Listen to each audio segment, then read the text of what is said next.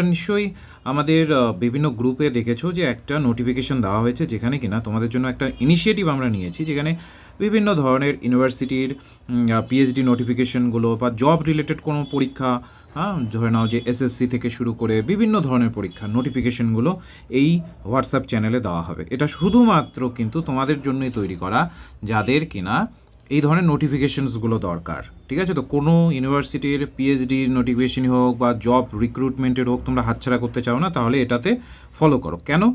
কারণটা হচ্ছে অনেক ক্ষেত্রেই তোমরা দেখেছো বিভিন্ন টেলিগ্রাম বা অন্য জায়গাতে আমরাও যেটা লক্ষ্য করেছি, হিজিবিজি নোটিফিকেশনে ভর্তি থাকে, যেটা পারছে ওটাই নোটিফিকেশন দিয়ে দিচ্ছে। তো এটা কিন্তু পার্টিকুলারলি টিচিং রিলেটেড, মানে টিচিং জবের জন্য।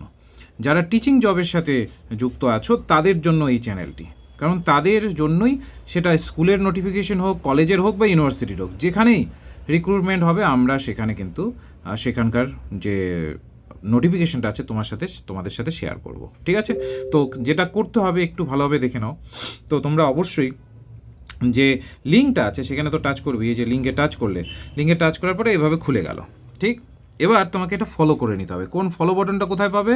এই যে দেখো তোমরা এই যে কর্নারে এই যে উপরের দিকে এই যে জায়গাটা, এখানে কিন্তু ফলো বাটন রয়েছে। ঠিক আছে, তো এই যে জায়গাটা এটা হচ্ছে ফলো বাটন।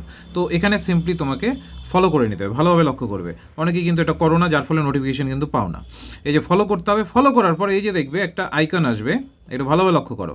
এই যে দেখো আইকন আসবে, যেটাতে কিনা ওই বেলটাকে কেটে দেওয়া আছে। ঠিক আছে, তো এইটাতে টাচ করে এটাকে এনেবল করে দিতে হবে, তাহলেই আমরা যেগুলো পোস্ট করবো সাথে সাথে তোমার মোবাইলে শো করাবে। নয়তো বা এখানেই থেকে যাবে, তুমি ফলো করে রেখেছো কিন্তু এখানেই থেকে যাবে, কোনো কাজের কাজ হবে না।